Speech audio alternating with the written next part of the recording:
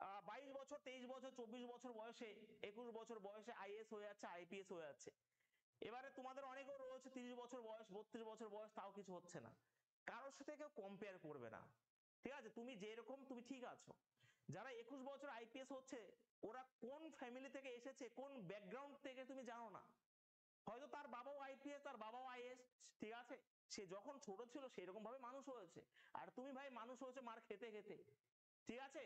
তারপর অন্যরকম করতে করতে তোমাকে, তুমি যখন ছোট ছিলে, আমি আমি জানি গ্রামের অবস্থায় কি হয়, কারণ আমারও তো বাড়ি গ্রামে। গ্রামে তুমি ভাই সন্ধ্যার সময় বই নিয়ে বসো, বসো 2 মিনিট 10 মিনিট থাকো, কিন্তু সেটা তো ওদের ক্ষেত্রে হয় না। তো কারোর সাথে কেউ কম্পেয়ার করবে না ভাই, তুমি যেটুকু আছো, তুমি যদি এখন শেখার চেষ্টা করো, শেখো, সবকিছু সম্ভব হবে, ঠিক আছে? তো কারোর সাথে কেউ কম্পেয়ার করবে না যে ও পেরেছে আমি পারলাম না কেন, ভাই সেটা আলাদা ব্যাপার। তোমার চান্স রয়েছে কিছু করার, করে দেখাও, পরিষ্কার কথা, ঠিক আছে? আমরা ভাই গ্রামে মানুষ হয়েছি, আমাদের সাথে ওদের কম্পেয়ার বা ওদের সাথে আমার কম্পেয়ার করা ঠিক হবে না।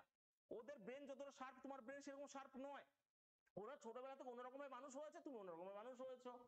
ছোটবেলাতে তোমাকে যেই পথে নিয়ে গেছে তুমি সেই পথে গেছো ভাই, ঠিক আছে? তো কোনো কম্পেয়ার নয়, শেখার চেষ্টা করো, নিজের সর্বোচ্চ দিয়ে শেখো ভাই, আর কিছু দরকার নেই।